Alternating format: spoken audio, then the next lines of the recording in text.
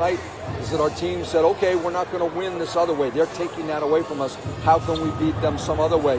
And give Emma and Elena the ball in the post. I know. I figured it was you.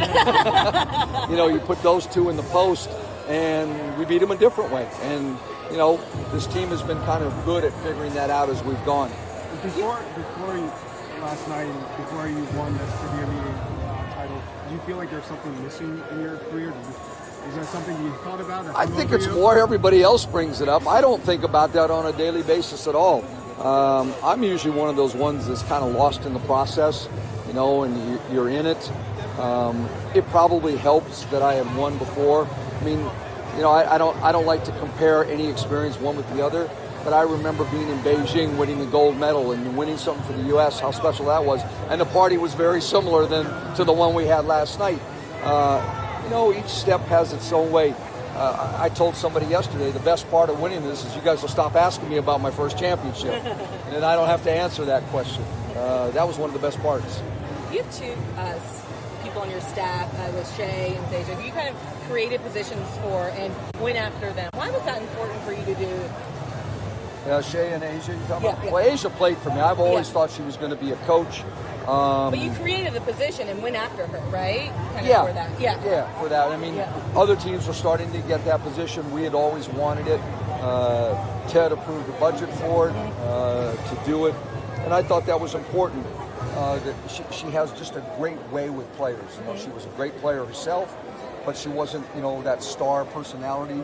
She was kind of one of those grinder players that, the fundamentals were so good that she could get on the court with our post players and, hit them and play with, and do all those things. And I think that's important to balance your staff with older and younger.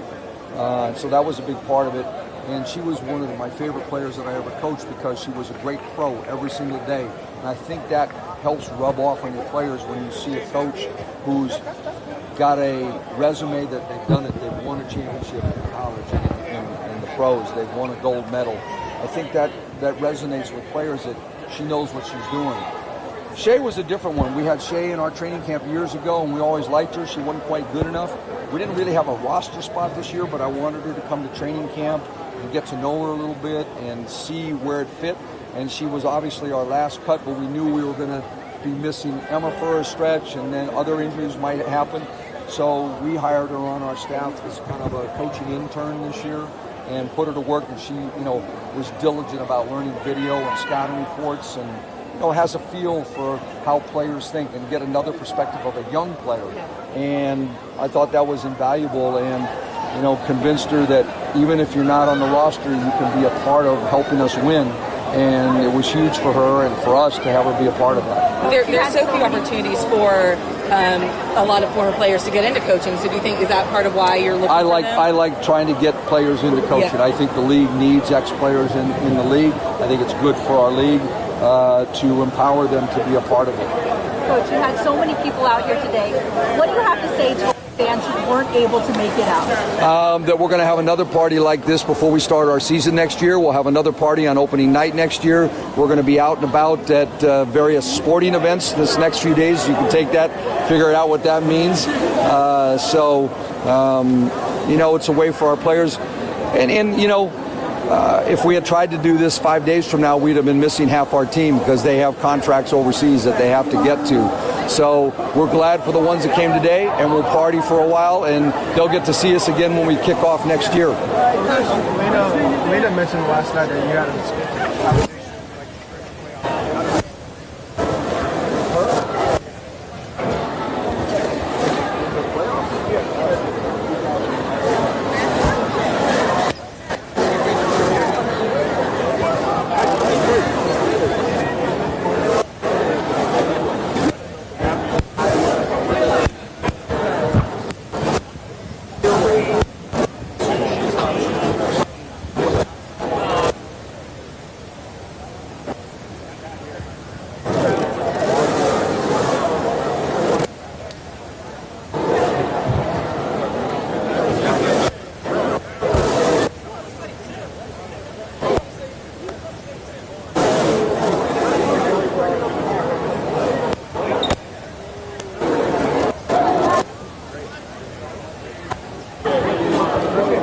Mic check, mic check, mic check, mic check, mic check.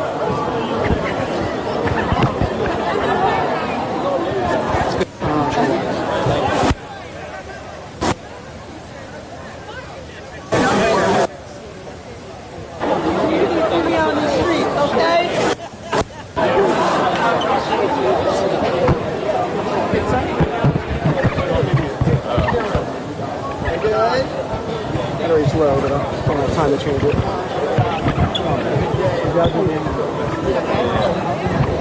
It's cutting out once in a while. It's just not like you can't tell the team right now. Finally did it. Yes.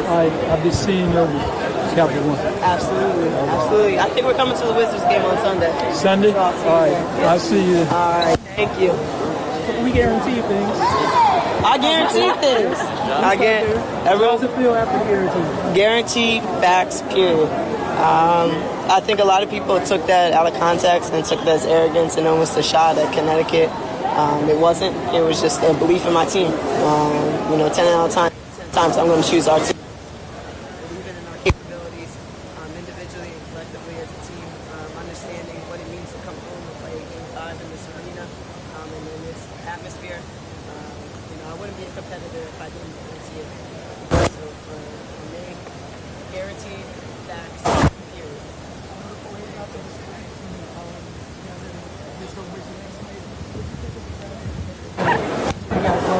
I love it. I didn't know what the turnout was going to be just because it is 2 o'clock on Friday afternoon. I mean, y'all people, y'all work. But I appreciate y'all coming out. I appreciate y'all letting y'all come out. But no, this was a phenomenal crowd. Even though it wasn't sold out or anything like that, it's just great to share with the fans. As much as this is for us, this is for them. This is for the city. So it's always even better the day after to celebrate and enjoy with the people that have stuck by our sides again through 5 years of this. Tosh, you guys were so good all year, preseason pick and everything like that, but you always got to talk about all-stars, the kind of the moment when you guys really got going. What do you think was the difference in the last half of that season that let you get to this moment? Just understanding we had another level to us. That we played pretty well before All-Star break, but there was a whole other level that we could reach in playing. We bought into the defensive end. I think that was the biggest thing this season in a whole was buying into the defensive end and allowing our offense to come from our defense. Everyone knows we can score the ball. We're the best scoring team in the league, but defense was the biggest difference, defense and rebounding for us. You're going to China this year, right? You're not staying home? I'm going to China this year, y'all. Like 2 weeks. So I'm going to stay for all the media type of purposes for us and then go home to Philly and then go straight from there. And what's the name of your team? I couldn't even pronounce it if I tried. We're going to work on it when I get there. I'm in Yiwu, though. Okay. Zhejiang, I think it is how you say it. How much you have been doing all of the media stuff and pairing up with Brad for the Monumental. Yeah. How much have you enjoyed being kind of the face of this franchise this season? It's super dope, especially when you're talking about just my journey over these last 5 years. Christy last night said it best. I'm a mofo from Philly, so I got a lot to say and I talk a lot, which I think always puts me in that position too to kind of be the face of us. But I don't take it, lightly. I'm extremely humbled to be one of the faces of our organization. I mean, we're a championship team, and I'm a mid-major kid that wasn't expected to be here. So I'm extremely humbled to that fact. And then on that relation, you were the one who was speaking up late in the game. You were the one who was the voice. I mean, you're on court with Emma Meesseman, Elena Deladon, Christy Tolliver, and it's you who's taking control of those moments. Yeah. How much does that show your growth? And when did that start?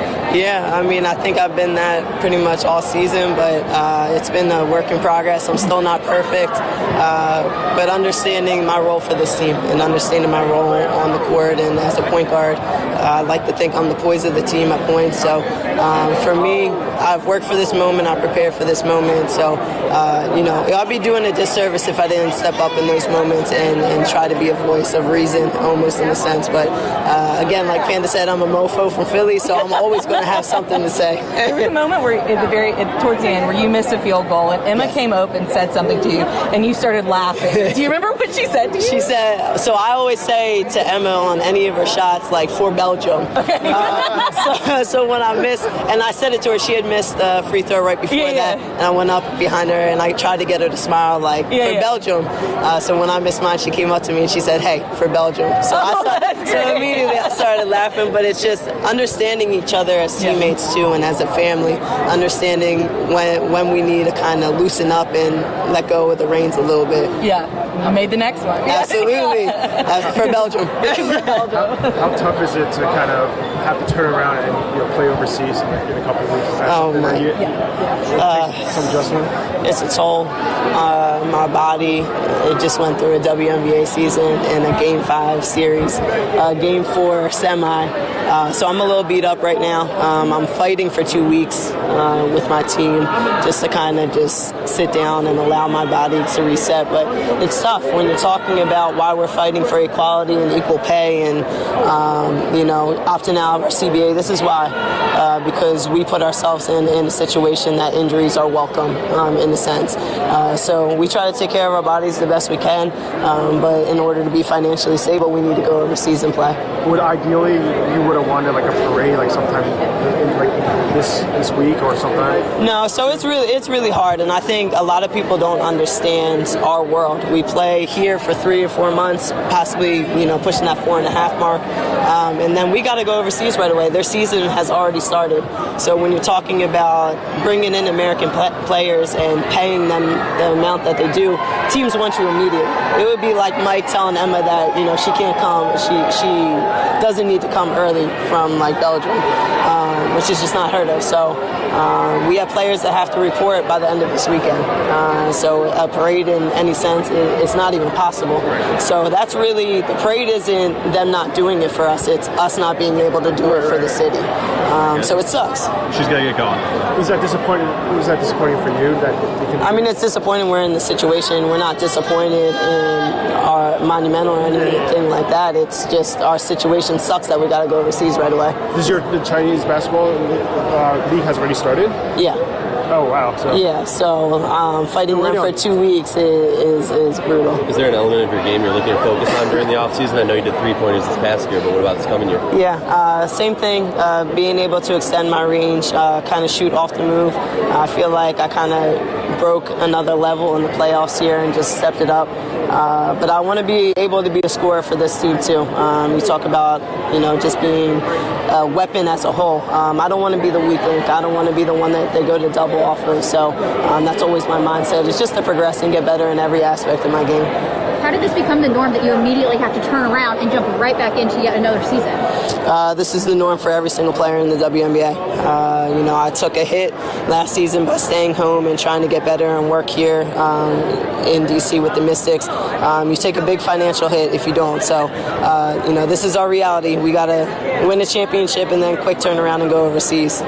Sorry, guys. She's got to keep moving. Thank you, Tom. Thank you so much. You know you need a hand translation. Oh, I need everything. I need everything. Right back.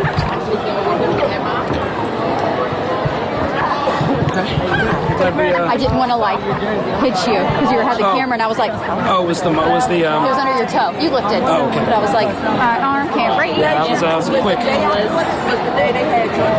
So we're kind of tethered here. So. Yep.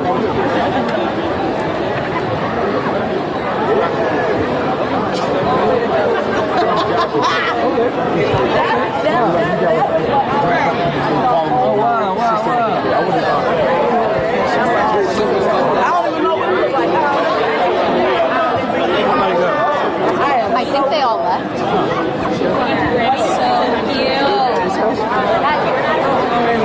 A lot of them. Yeah.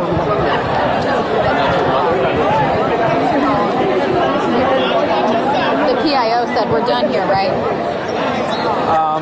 I know with her we were done. I don't know if the whole thing. I don't see any other I don't players. see any more cameras really.